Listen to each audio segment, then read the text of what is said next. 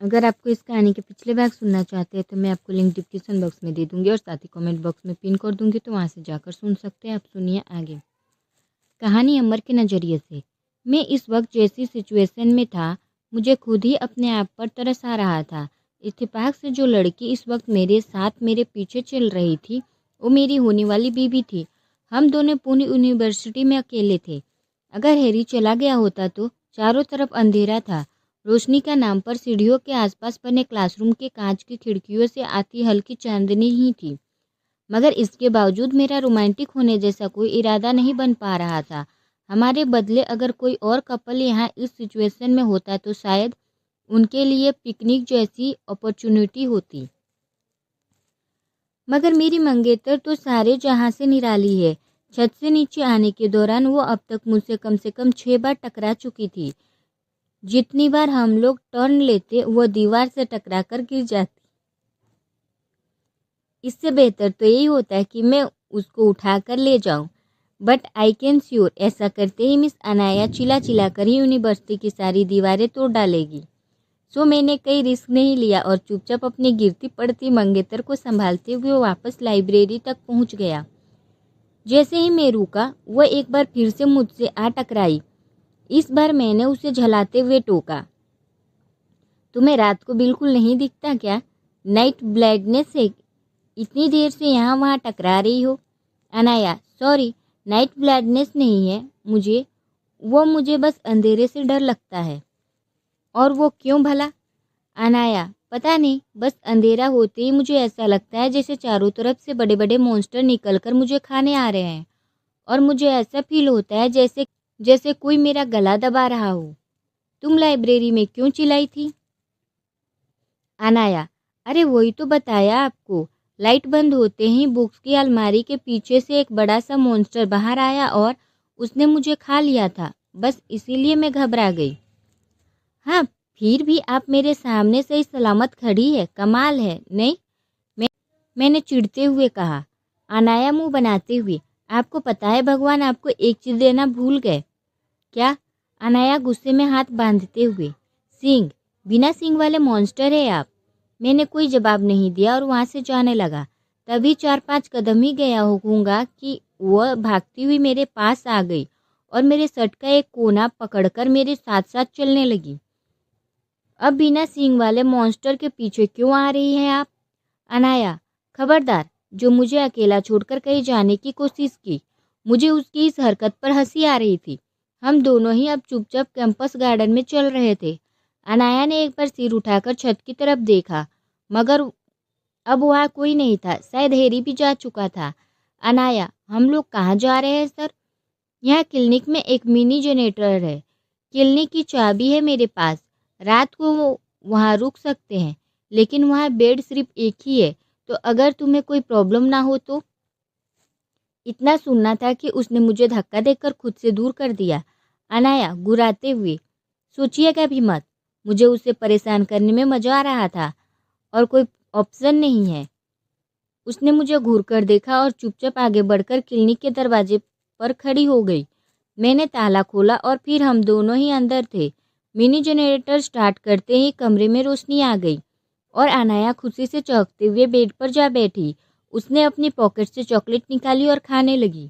तो मैं सही था, वाकई पॉकेट में चॉकलेट भरे हैं तुम्हारे? उसने बिना कोई जवाब दिए मेरी तरफ भी एक चॉकलेट उछाल दिया।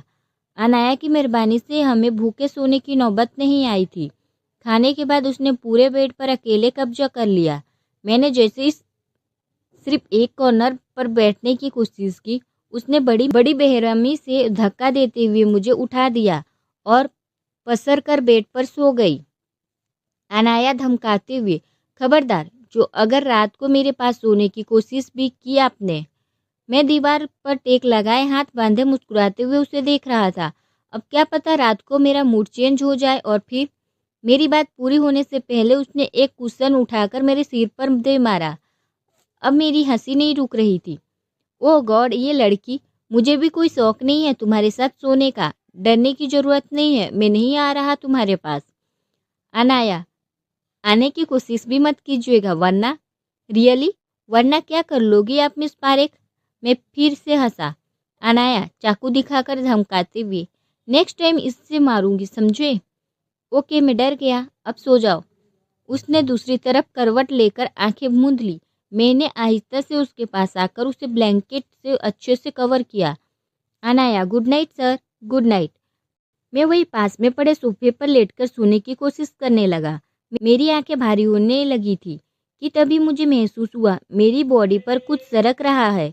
मैंने घबराते हुए आंखें खोली तो सामने अनाया का चेहरा दिखा।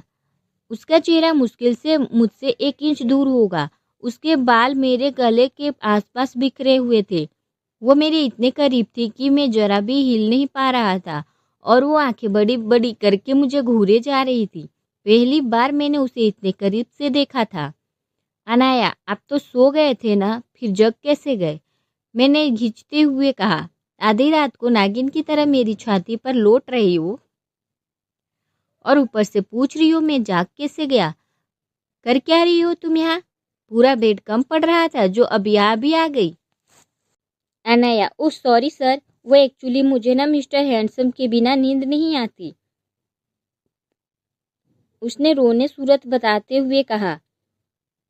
ना who the hell is mister handsome?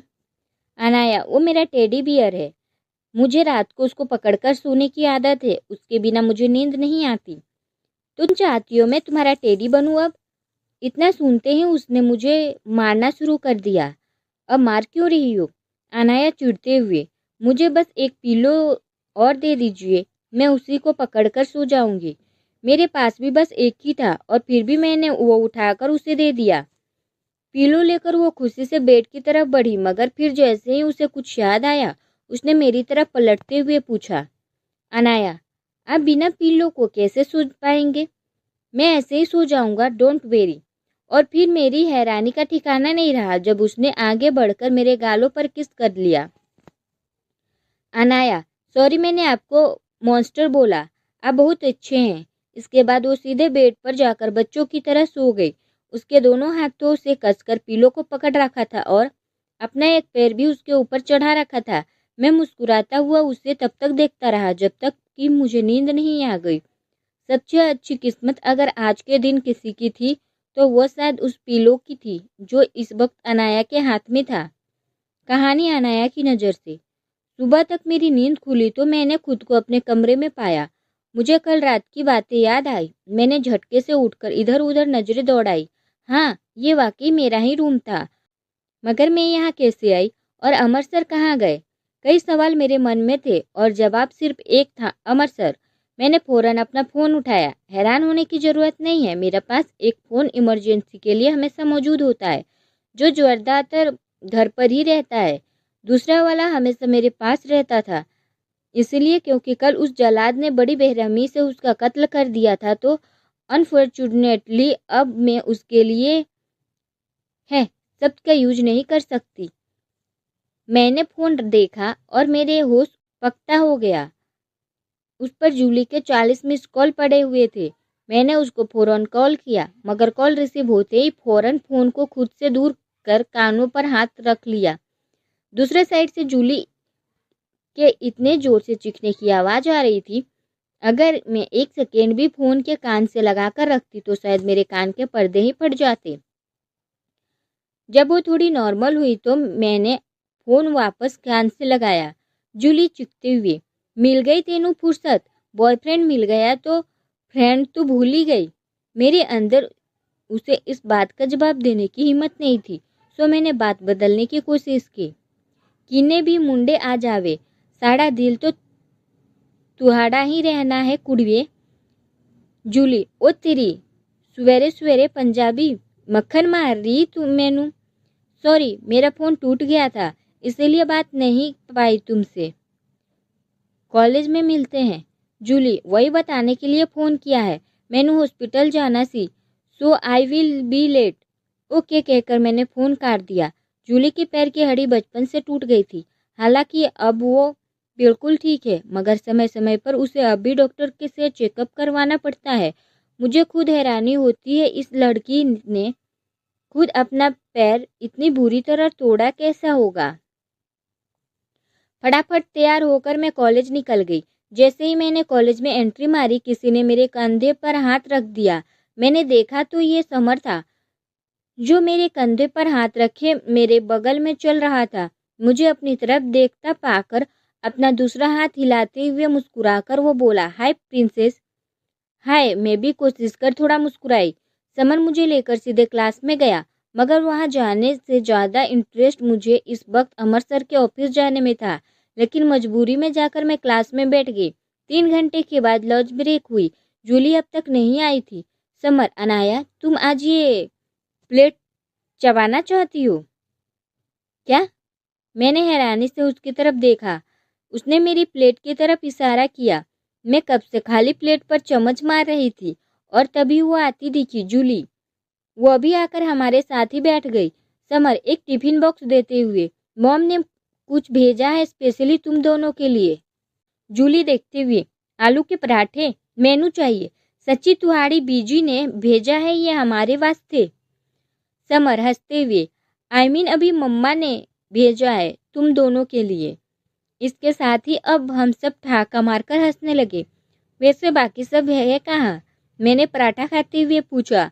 Summer, उनको म्यूजिक क्लास में एंट्री चाहिए थी, इसलिए अपना नाम लिस्ट में एंड करवाने गए।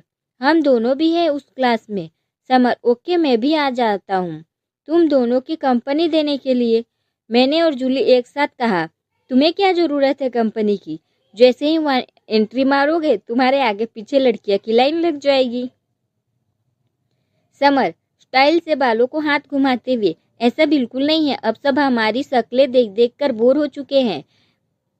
क्यों नहीं आने वाला मेरे पीछे? सिर्फ और मैं और तुम।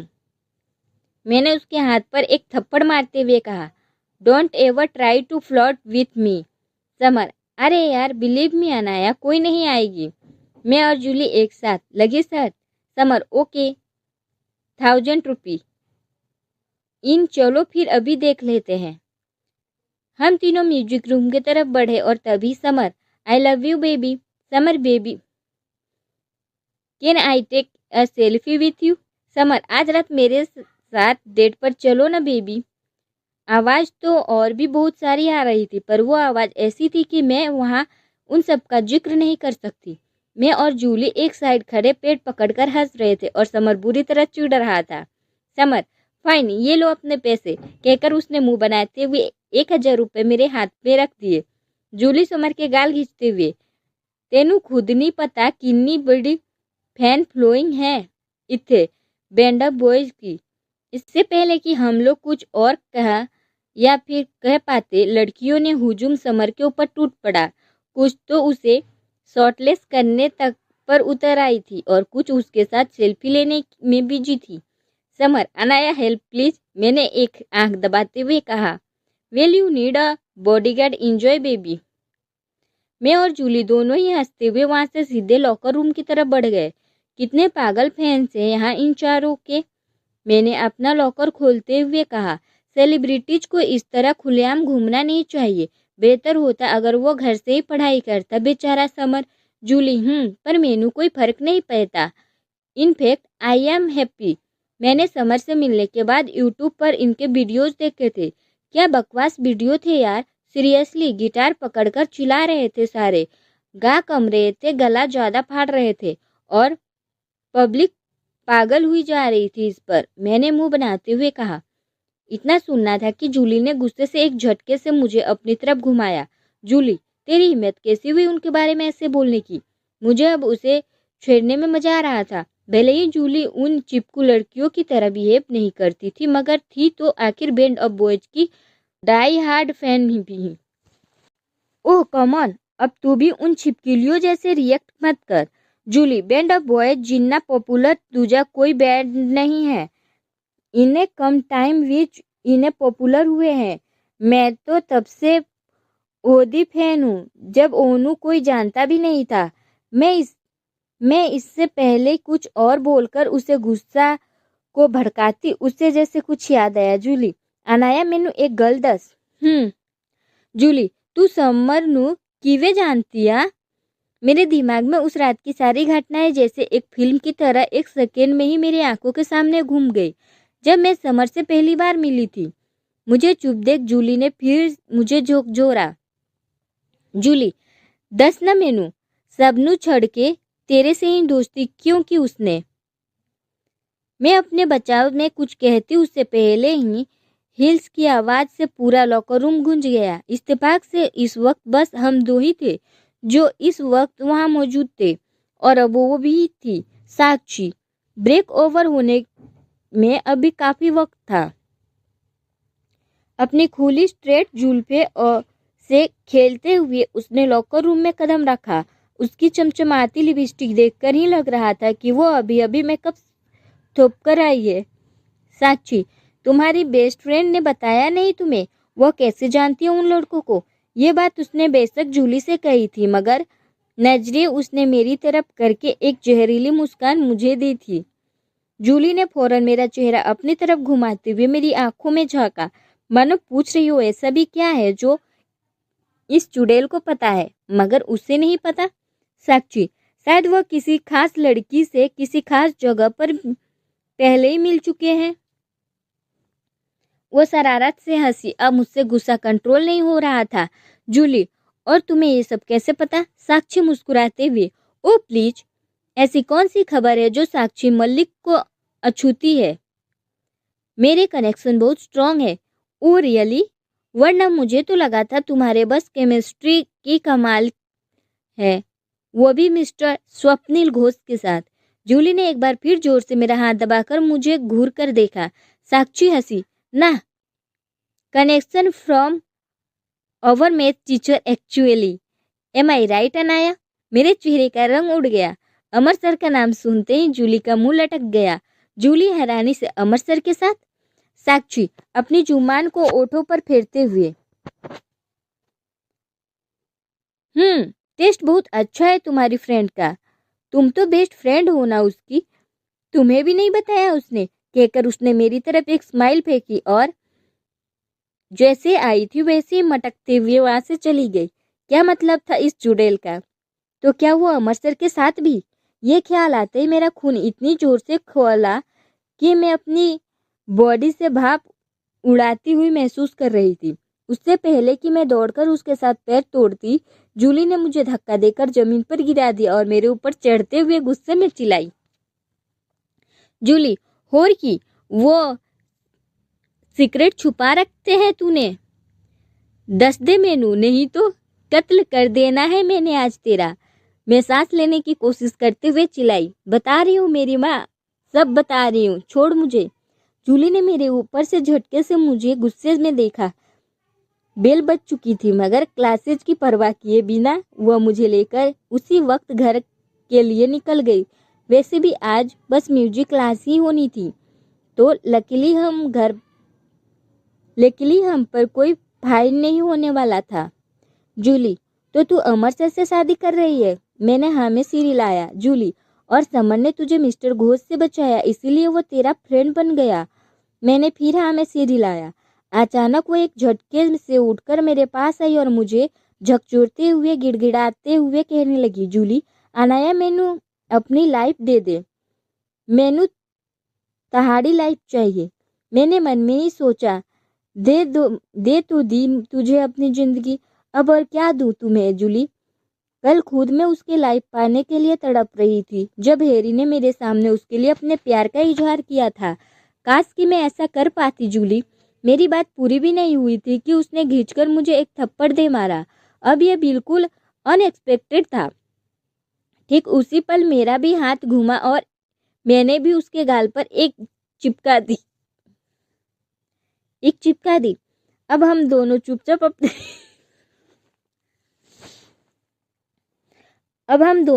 अपने गालों पर हाथ रखे एक दूसरे को गुस्से में घूर रहे थे। जूली, अब हम दोनों चुपचाप अपने गालों पर हाथ रखे एक दूसरे को गुस्से में घूर रहे थे। जूली, मुबारक हो, लॉटरी लगी है तेरी।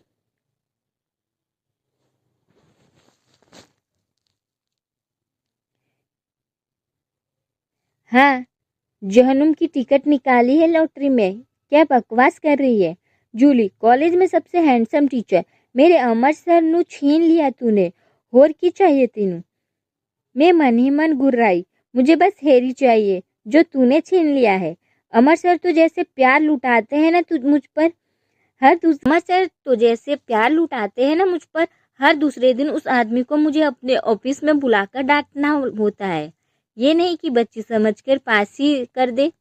और फिर पूरे 6 साल बड़े हैं मुझसे, ये नहीं दिखता तुझे? मुझसे पहले बूढ़ा हो जाएगा वो जल्लाद। जूली हैरानी से मुझे देखती रही। जूली ओके, बट समर भी तो तेनू पसंद करता है। ओहदी अक्खा बीच दिखता है। ओ प्लीज यार, बैंड ऑफ बॉयज नहीं प्ले बॉयज है। चारों चारों फ्रेंडशिप तब तो ठीक है, प्यार वार की उम्मीद ना कर उनसे। उनको बस फ्लर्ट करना आता है सारी लड़कियों से, आज कोई और कल कोई और। Julie okay then choose one. दूसरे नु अपना बॉयफ्रेंड बनवाएगी। कायदे से मुझे समर को चूज करना चाहिए था, क्योंकि वो लिविंग केयरिंग वेल सेटल और सबसे बड़ी बात मेरी एज का भी था। ऑफकोर्स अमर सर। जूली दिल तोड़ दी ना तेनू साड़ा। वैसे तो जलाद कहती है ओनो, फिर भी अमर सर प्रैक्टिकली वह सही है। और फिर दूसरा ऑप्शन कहाँ है हमारे पास? शादी तो उसी जलाद से होनी है मेरी। वैसे अच्छा है, मेरे पापा से ज़्यादा प्रॉपर्टी है उसके पास, और फिर वो बड़े भी है मुझसे, तो मुझसे पहले बूढ़े होकर ऊपर फिर सॉरी प्रॉपर्टी मेरी। हा हा हा। जूली ने पिलो उठाकर मुझे दे मारा। जूली बड़ी कमीनी बीबी बनने वाली है तू। हम दोनों ने एक दूसरे को देखा और हंसते हंसते बेड पर गिर पड़े। टीवी पर हमारा फेवरेट हॉरर शो खूनी साया आ रहा था। देखते हुए कब 11 बज गए पता भी नहीं चला। तभी जूली का फोन बजा। घर से कॉल था। जूली फोन पर, मैं आज यहीं रुकने वाली हूँ।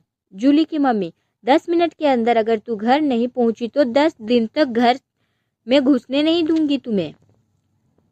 जूली फोन पटकते हुए पगलाई हुई सी मेरे घर से भागी। हम दोनों जानते थे आंटी अपनी कही बात पर अमल करने से ज़्यादा वक्त नहीं लगाएगी। वह इतनी घबराहट में भागी कि उसने मुझे बाय तक नहीं बोला। मैं बस इमेजिन कर रही थी कि वो किस स्पीड से ड्राइव कर घर जा रही होगी, क्योंकि उसके घर तक पहुंचने में नॉर्मली 20 मिनट का समय तो लगता ही है। उसके जाने के बाद मैं आधे मुंह बेड पर गिर पड़ी। अभी मुझे आंखें बंद किए 5 मिनट भी नहीं हुए थे, मेरा फ़ोन बजने लगा। मुझे लगा शायद जूली का होगा, मगर ये किसी अननोन नंबर से कॉल आ रहा था। मैंने हैरानी से नंबर देखा और कॉल रिसीव कर लिया, मगर कुछ बोले बिना वेट करने लगी कि सामने वाला कुछ बोले। लेकिन कुछ सेकंड तक सिर्फ पन्ने पलटने और सामान इधर उधर करने की आवाज़ फ़ोन पर आती रही। एक फाइनली साइलेंट ख़त्म करते हुए एक आवाज़ उभरी, अनाया। अमर सर, आप इतनी रात को कॉल क्यों कर रहे हैं? सब ठीक तो है? अनाया, मुझे तुमसे कुछ ज़रूरी बात करनी थी। परेशानी उनकी आवाज़ में झलक रही थी। क्या बात है सर? अमर, तुमने हमारा मैरिज कॉन्ट्रैक्ट पढ़ा है? मुझे अब तक मैरिज कॉन्ट्रैक्ट मिला ही नहीं है। क्यों, कोई प्रॉब्लम है क्या? अमर गहरी सांस भरते हुए, तुम्हें अपने पापा से मांग कर एक बार मुझे इसे पढ़ लेना चाहिए। मुझे नहीं लगता तुम्हें यह कुछ खास पसंद आएगा। मुझे अब चिंता होने लगी थी, ऐसा भी क्या है इस कॉन्ट्रैक्ट में? उस पर सर को भी जैसे सस्पेंस क्रिएट करने में मजा आ रहा था। मैंने घिसते हुए कहा, मैं क्यों मांगने जाऊं उनसे मैरिज कॉन्ट्रैक्ट? उनको लगेगा कि शादी के लिए उतावली हुई जा रही हूँ, और फिर वो तो कल ही मुझे पकड़कर शादी करवा देंगे। अगर उनको मुझे देना होगा तो वो खुद ही दे देंगे, और अगर नहीं देंगे तो it's okay with me. Amar, marriage contract नहीं, सजा है ये अनाया।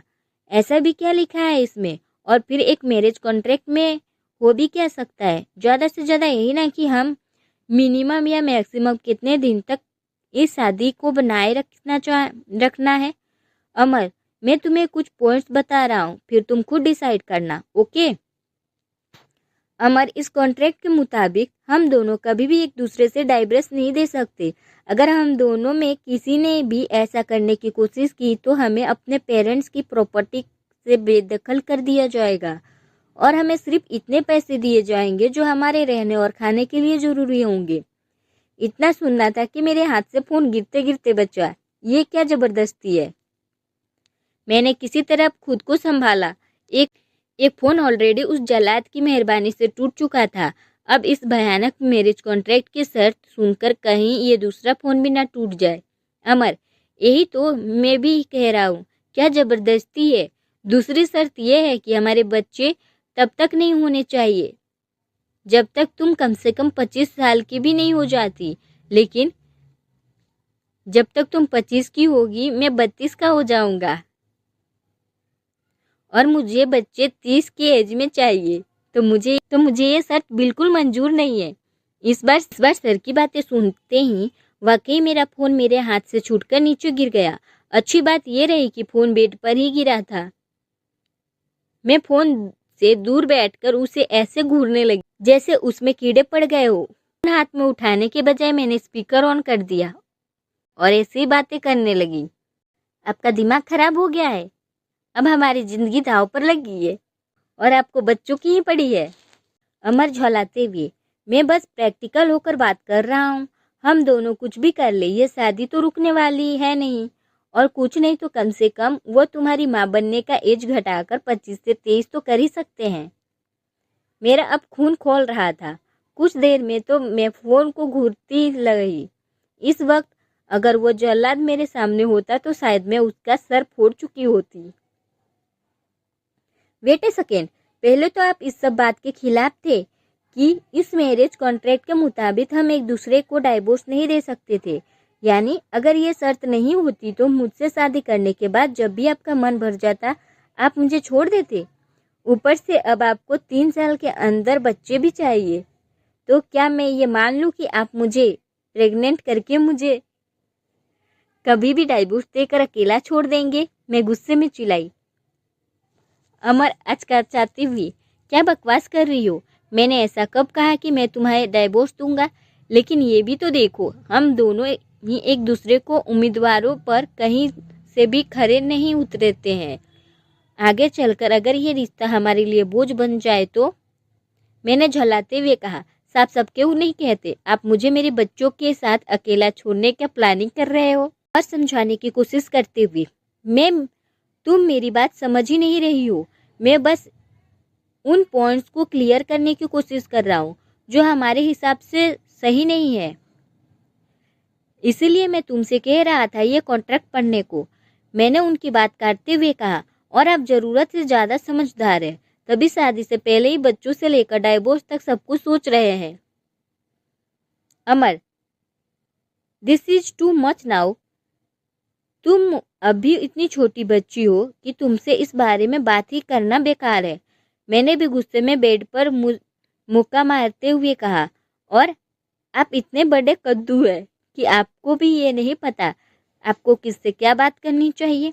अमर, कंफ्यूजन में, कद्दू? मुझे भी एहसास हुआ कि क्या निकला गुस्से में मेरे मुंह से। बस मुझे लगा कि कद्दू कहकर भी किसी को इंसल्ट की जा सकती है, सो मैंने बोल दिया, आखिर टीचर ही है वो मेरी, तो रिस्पेक्टफुल इंसल्ट भी कर सकती हूँ मैं। अमर, और क्या मतलब है इस बात से तुम्हारा कि मुझे आइडिया नहीं है कहाँ किससे क्या बात करनी है? ये बातें मैं अपनी होने वाली बीवी से डिस्कस नहीं करूँ तो किससे करूँ?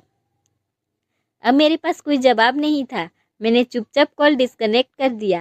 मुझे यकीन नहीं हो रहा था मैं इस खड़ूस आदमी से बहुत जल्दी शादी करने जा रही थी, वो भी ऐसे बहियात मैरिज कॉन्ट्रैक्ट के साथ। हे भगवान, मैंने ऐसा कौन सा पाप किया था जो तेनू मुझे इससे उसकी ऐसी सजा दी? मैं तो एकदम सिंपल लाइफ जी रही थी और उसी में खुश भी थी। ना मैंने कभी किसी को चोट पहुंचाई, कभी दारू सिगरेट के हाथ भी नहीं लगाया। हमेशा पापा की अच्छी बेटी बनकर रही, कभी किसी को शिकायत का मौका नहीं दिया। फिर क्यों क्यों क्यों तूने मेरे साथ ऐसा किया? कोई बात नहीं, कम से कम मुझसे पहले बूढ़ा तो हो जाएगा वो जल्लाद। इसके बाद मैं उसको डाइवोर्स देकर दूसरी शादी कर लूँगी। कुछ दिन की बात है, झेल लूँगी ये दिन भी। सुबह सुबह जगने के बाद जब मैंने आदतन मोबाइल स्क्रीन पर नजर डाली तो वहां उस जल्लाद के मैसेज पहले ही पड़ा हुआ था, साक्षी अब से आपको मैथ की क्लास देगी, अपनी क्लास मिस मत करना। मैं अपना फ़ोन उठाकर फेंक देती, मगर लकीली मुझे याद आ गया फिलहाल यही एक लौता फ़ोन मेरे पास है। सो मैंने गुस्से को पीते हुए अपने हाथ रोक दिए। कल रात को इतनी बकवास करने के भी इस जल्लाद का मन नहीं भरा था जो सुबह सुबह मुझे मैसेज करके मेरा मूड खराब कर दिया उसने। अब मैं साक्षी से ट्यूशन लूँ, उस चुड़ैल से जिसके साथ वो जल्लाद न जाने क्या कर चुका हो है। तभी मैं सोचूं उससे मुझे ट्यूशन देने के लिए उस चुड़ैल को ही क्यों चुना। मैं तैयार होकर कॉलेज की तरफ निकल ही रही थी कि सामने मैंने हैरी को आते देखा। मेरी तो खुशी का ठिकाना नहीं रहा, वो मुझे लेने आया था। हैरी, ओ है अनाया, मुझे कुछ बात करनी थी। हाँ बोलो ना हैरी। वो मैंने और साक्षी ने अलग होने का फैसला कर लिया है, मगर अभी हमने अपने पेरेंट्स को इस बारे में कुछ नहीं बताया। तो जैसा कि तुमने मुझसे प्रॉमिस किया था, क्या तुम जूली और मेरे लिए उसे प्रपोज करने में मेरी मदद करोगी? उसे हिचकिते हुए मगर बड़ी उम्मीद से मुझसे ये बात कही। मेरे अंदर जैसे फिर कुछ टूटा, मगर मैंने फौरन खुद को संभालते हुए कहा, आई एम सॉरी हैरी, मैं ज़रूर हेल्प करती, मगर अमर सर ने मुझे साक्षी से ट्यूशन लेने को कहा है और आज लंच ब्रेक में उसके साथ ही बिजी रहूंगी। यह सुनते ही हैरी का चेहरा उतर गया। ये देख मैंने तुरंत फिर कहा, वट डोंट वेरी, मैं जूली को तुम्हारे साथ जरूर भेज दूंगी। तुम दोनों साथ में टाइम स्पेंड करोगे तो आई एम श्योर कोई सॉल्यूशन जरूर निकल जाएगा। मैं कोशिश करके मुस्कुराई। हैरी मुस्कुराते हुए, थैंक्स अनाया, चले? हम दोनों कॉलेज के लिए निकल गए। लंच ब्रेक में मैंने जबरदस्ती जूली को हैरी के साथ भेज दिया। हालांकि वो जाना नहीं चाहती थी, मगर मेरे जोर देने पर वो उसके साथ टेरेस पर चली गई। अब कायनात ने मुझे हम दिल दे चुके सनम वाले अजय देवगन का रोल दिया है, तो मैं क्या कर सकती हूँ। सो मैंने सोचा कि इस कैरेक्टर को शिद्दत से निभा ही लूँ। क्या पता मेरी भी ऐश्वर्या हैरी का दिल पिघल जाए और वो मेरे पास आकर कह दी, अनाया मैं सिर्फ तुमसे प्यार करता हूँ। मगर एक्चुअली में ये सब बहियात कहानी न फिल्म के राइटर लिखते हैं। मेरी जिंदगी की कहानी लिखने वाले राइटर मुझ पर रत्ती भर भी तरस नहीं आता। सो उनसे मेरे नसीब में उस जल्लाद को लिख रखा है। तो बेसिकली अब मैं कैंटीन में बैठी थी अकेली नहीं, मेरा सैंडविच और ऑरेंज जूस भी थे मेरे साथ। फ्रेंड्स की बात नहीं करे तो बेहतर है। मेरी बेस्ट फ्रेंड इस वक्त मेरे फर्स्ट लव के साथ थी और मेरे न्यूली बेस्ट फ्रेंड जो इस यूनिवर्सिटी के सबसे बड़े सेलिब्रिटी थे, वो भी अनजान लड़कियों के साथ बिजी थे। समर पर जब लंच ब्रेक के दौरान लड़कियों ने पपियों झप्पियों से बरसात कर दी थी, तब उसने पीछा छुड़ाने के लिए आज उनके साथ डेट पर जाने का वादा किया था और फिलहाल वह अपने उसी वादे को निभा रहा था। मैंने आसपास नजर दौड़ाई। मेरे बाकी के दो बेस्ट फ्रेंड भी इधर उधर कैंटीन की टेबल पर ही किसी न किसी से आंखें और चोंच दोनों लड़ा रहे थे। बस करण का कोई पता नहीं था। वह अब तक किसी से इतना घुला मिला नहीं था। कुल मिलाकर 5 बेस्ट फ्रेंड थे। अब मेरे फिर भी मैं अकेली बैठी सैंडविच चबा रही थी। अचानक मुझे महसूस हुआ कोई आकर मेरी सामने वाली चेयर पर बैठ गया।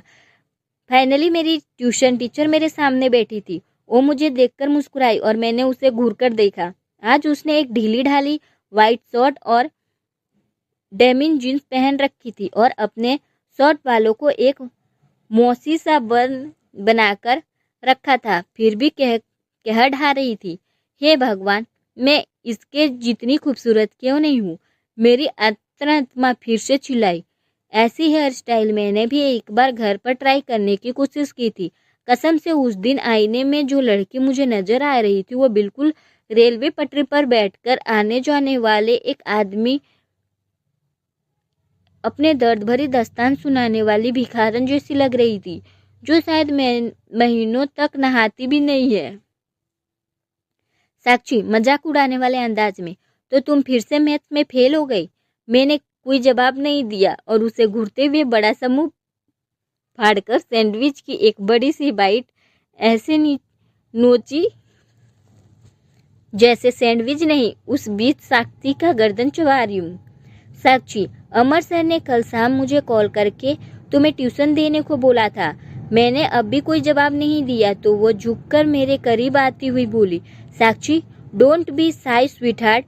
शायद तुम्हें ये जानकर ठीक से पढ़ने की मोटिवेशन मिले कि मैथ में फेल होने वाली तुम अकेली स्टूडेंट हो। मैंने हैरानी से उसे घूरा और उसने अफसोस वाली शक्ल बनाते हुए फिर से मेरा मजाक बनाया। साक्षी, तुम्हारे अलावा सब पास हो जा गए हैं। आज लड़कों की कमी हो गई है क्या जो अपना टाइम मेरे साथ वेस्ट कर रही हो? साक्षी हंसते हुए, पर मुझे तुम्हारे साथ टाइम वेस्ट करना अच्छा लग रहा है।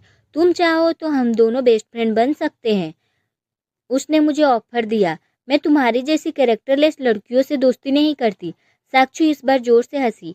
ओ कॉमन बेबी, अपने मैथ टीचर को डेट करने के बाद तुम्हें लगता है तुम्हारा कैरेक्टर अभी तक बेदाग है? मैं चिल्लाकर कहना चाहती थी कि मैं किसी को डेट नहीं कर रही, मगर उस चुड़ैल के सामने अपनी सफाई पेश करना मुझे गवारा नहीं था। Get lost. साक्षी अपनी आंख दबाते हुए, सी यू सीन स्वीटहार्ट, मैं भी देखने के लिए तड़प रही हूँ कितनी स्टूपिड स्टूडेंट हो तुम। वह उठकर हंसते हुए वहां से चली गई। इस वक्त मुझे उससे ज्यादा गुस्सा उस जलाद पर आ रहा था जिसे मुझे इस चुड़ैल से ट्यूशन लेने को मजबूर किया था। उसके अलावा भी मुझे बहुत से सवालों का जवाब चाहिए थे उनसे। लंच ब्रेक खत्म होने में अभी 15 मिनट बचे थे। इसके तुरंत बाद केमिस्ट्री का क्लास थी। हालांकि मैं उस साइको टीचर को बिल्कुल भी झेलने का मूड में नहीं थी, फिर भी मजबूरी थी क्लास करने की। मैं उठी और सीधे अमर सर के ऑफिस की तरफ चल दी। अब तो उनका ऑफिस मुझे इतना अपना सा लगने लगा था कि नॉक करने की जैसी जरूरत मुझे महसूस ही नहीं होती थी। मैंने दरवाजा खोला और सीधा अंदर जा घुसी। अंदर अमर सर लॉन्च कर रहे थे। मुझे ऐसे केबिन में घुसता देख चम्मच उनके मुंह तक आते आते रुक गया। अमर धीरे से, मुझे क्लियरली सब सुनाई दे गया था। मैंने भी भरपूर बदतमीजी दिखाते हुए उनके सामने पड़ी चेयर खींची और हाथ बांधे उनके सामने बैठकर उन्हें घूरने लगी। अमर, ये क्या तरीका है मेरे ऑफिस में आने का? मैं खाना खा रहा था, क्या चाहिए आपको? मुझे उस चुड़ैल से ट्यूशन नहीं लेना। अमर सोचते हुए, मिस साक्षी की बात कर रही है आप? सुनकर अच्छा लगा कि आपको भी मालूम है यहाँ एक ही चुड़ैल है। अमर पानी पीते हुए, तो क्या चाहती है आप? मुझे मुझे बस किसी अच्छे और शरीफ टीचर की ज़रूरत है जो प्यार से मुझे मैथ पढ़ाए और प्यार से मेरा टेस्ट ले।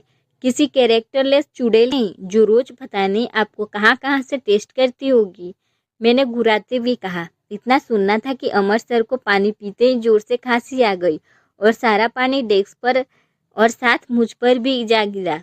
मेरे मुंह से जाहिर है कुछ बड़े बड़े सम्मानजनक शब्द निकल आए जिन्हें यहाँ डेफिनेटली मेंशन नहीं करना चाहूँगी। अमर डेस्क साफ करते हुए, आई एम सॉरी, मगर वो मुझे टेस्ट करती है। अब ये अफवाह कहाँ से सुनी ली आपने? साल्चिक मलिक पूरी यूनिवर्सिटी में इस एक चीज़ के लिए जानी जाती है, तो अगर आप उसे मेरे लिए चुनते हैं तो उसका और क्या मतलब निकलता है? मैं चिल्लाई और उन्होंने मुझे ऐसे घूर कर देखा जैसे मैं पागल हो गई हूँ। अमर, वेल, इसीलिए मैंने कभी उसे खुद को टेस्ट नहीं करने दिया। I can just take a risk with my health. In fact ना तो मैंने कभी किसी को टेस्ट किया है और ना ही किसी और ने मुझे, बल्कि मैं किसी को अपने पास भी भटकने नहीं देता, तो आपको इनसिक्योर होने की ज़रूरत नहीं है। आई डोंट केयर आप किसी के साथ। वेट अ सेकेंड, क्या कहा आपने? आपने कभी किसी लड़की को अपने पास भी नहीं आने दिया? मेरे चेहरे पर अब एक शैतानी मुस्कुराहट फैल गई। मैंने डेस्क पर अपना हाथ टिकाते हुए उनको करीब जाते हुए धीरे से पूछा, मतलब आप कह रहे हो आप 26 के हो, पूरी यूनिवर्सिटी के हॉट केक हो, फिर भी आप इतने भयंकर वाले सिंगल हो? मैंने नोटिस किया अब उनका चेहरा शर्म के मारे लाल हो चुक रहा था। मैंने इतनी जोर से हंसी आ रही थी कि मैं वही जमीन पर बैठकर पेट पकड़कर जोर जोर से हंसने लगी। मेरे ऐसे हंसने की जाहिर है वो अनकंफर्टेबल हो रहे थे। हे वेट, कहीं आप के तो नहीं है वो ना? मैंने बड़ी उम्मीद से पूछा। अगर उन्हें लड़कियों से इंटरेस्ट नहीं है ना हो तो ये मैरिज कॉन्ट्रैक्ट अब भी खत्म किया जा सकता है। Amar, just shut up miss Parekh, ये उल्टे सीधे ख्याल दिमाग में लाना बंद कीजिए। मेरा स्टैंडर्ड जरा हाई है, हर किसी को मुंह नहीं लगाता हूँ मैं। आपकी क्लास शुरू होने वाली है, अब आप जा सकती है। मैं एक झटके से तनकर वापस उनके सामने बैठ गई। इतनी भी क्या जल्दी है सर? उन्होंने हैरानी से मुझे घूरा और तभी उनका फ़ोन बजने लगा। उन्होंने एक नज़र उस पर मारी मगर कोई रिस्पॉन्स नहीं दिया। आप मेरे सामने भी बात कर सकते हैं, I don't mind. Call cut गया और उसकी जगह एक मैसेज फ्लैश हुआ। मैं वापस आ रही हूँ राज, मेरा इंतज़ार करना। ये कैसा मैसेज है? कमाल है, कोई लड़की आपके पीछे पड़ी है। उन्होंने झटपट कर अपना फ़ोन मेरी पहुंच से दूर कर दिया। अमर, क्या चाहिए आपको मिस पारेख? मैं उस रात घर कैसे पहुंची थी? अमर, फाइल्स निकालते हुए। किस रात? कहते हुए ऑफिस से बाहर निकलते हुए, मगर मैंने उनका रास्ता रोक लिया। ज़्यादा स्मार्ट बनने की कोशिश मत कीजिए, हम दोनों एक साथ थे उस क्लिनिक में। फिर मैं घर कैसे पहुंची? इस बार अमर सर ने पकड़कर मुझे दीवार से लगा दिया और मेरे पास आते हुए बोले, साक्षी को पता नहीं मगर उस रात किसी और ने मुझे टेस्ट किया था। तो मैंने सोचा बदले में मुझे भी। मेरी आंखें हैरानी से फैल गई और मैं उनकी छाती पर मुक्के बरसाने लगी। बहुत गंदे हैं आप, मॉन्स्टर ही हैं आप। नहीं, उससे भी बुरे हैं। उनके ऊपर कोई असर तो हुआ नहीं, उल्टा उन्हें हंसी आ रही थी जिससे मुझे और चिढ़ हो रही थी। मेरे हाथ में जब दर्द होने लगा तो मैं थक कर रुक गई। मैंने रुहासा होते हुए पूछा, आपने सच में मेरे साथ? अमर पास आकर मेरे गाल थपथपाते हुए मजाक कर रहा था, पर शादी के बाद मजाक नहीं करूँगा। मैंने घिंचकर एक पंच उनको मारा। मैं अपने कमरे में कैसे पहुंची? अमर, आपको आपकी नींद में कुछ होश भी रहता है? ठीक 5 बजे यूनिवर्सिटी में सफाई करने वाले स्टाफ आ जाते हैं। मैंने आपको 4:30 बजे जगाया। मजाल है आप उठ जाए। मजबूरन मुझे आपको उठाकर कार तक लाना पड़ा। स्टाफ के अंदर जाते ही मैं वहां से निकल गया। पर मैं कमरे में कैसे पहुंची? गार्ड अंकल ने पापा को मेरी कंप्लेन नहीं की? अमर, मेरे करीब आकर अपनी आंखें दबाते हुए, I just bribed him, what? Amar हंसा। अब वो मेरा आदमी है। मैं जब चाहूँ तुम्हारे घर में घुस सकता हूँ, कोई मुझे नहीं रोकेगा। आई जस्ट हेट यू, मैंने इरिटेट होकर कहा। Amar, my pleasure miss Parekh, now you should go to your class. मेरा चेहरा उतर गया। मिस्टर घोष की क्लास है। अमर मुझे गले से लगाते हुए, ओह आर यू ओके?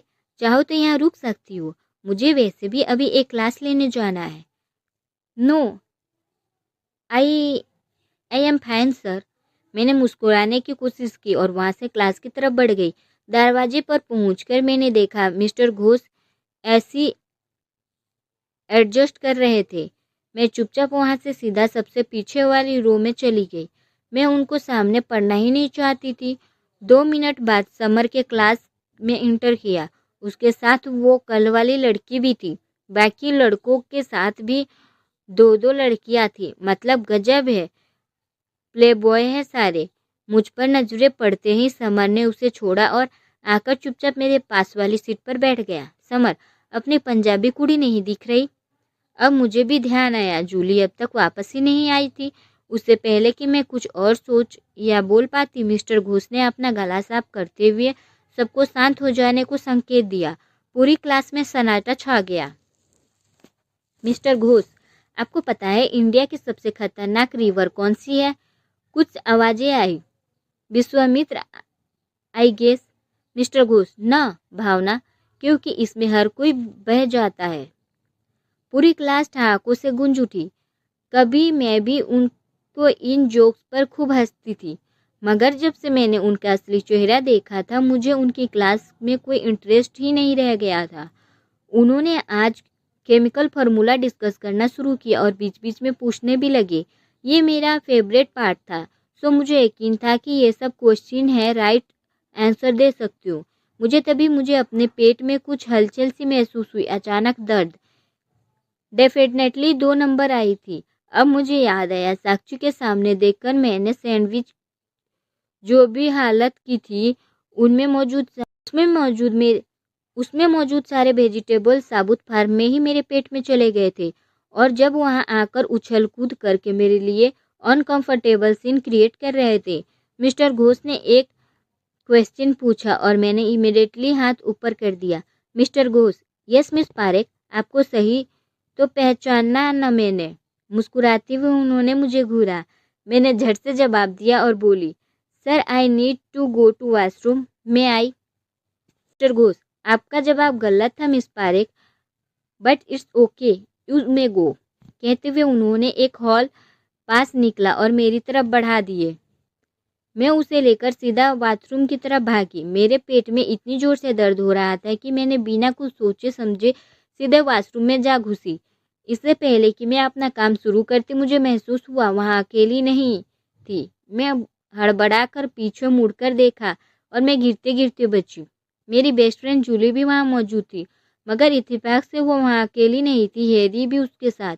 और वो दोनों इस वक्त जिस पोजीशन में मेरे सामने खड़े थे वो डेफिनेटली यहाँ मेंशन नहीं करना चाहूँगी। आगे सुनिए। कॉलेज में एंट्री हुई है नई म्यूजिक टीचर सिमरन की, जिस पर राज का भी दिल फिसलने लगा है। क्या बन जाएगी राज और सिमरन की जोड़ी? आपको क्या लगता है? क्या अनाया अमर के साथ तनु के वेलकम पार्टी में जाएगी? जानने के लिए सुनते रहे आटू मोटिवेशनल वाइब्स। आपको ये कहानी कैसी लगी मुझे अपनी राय कमेंट बॉक्स में ज़रूर दीजिएगा। कहानी पसंद आए तो लाइक शेयर सब्सक्राइब कर दीजिए। मिलते हैं नेक्स्ट पार्ट में। Thank you for watching video.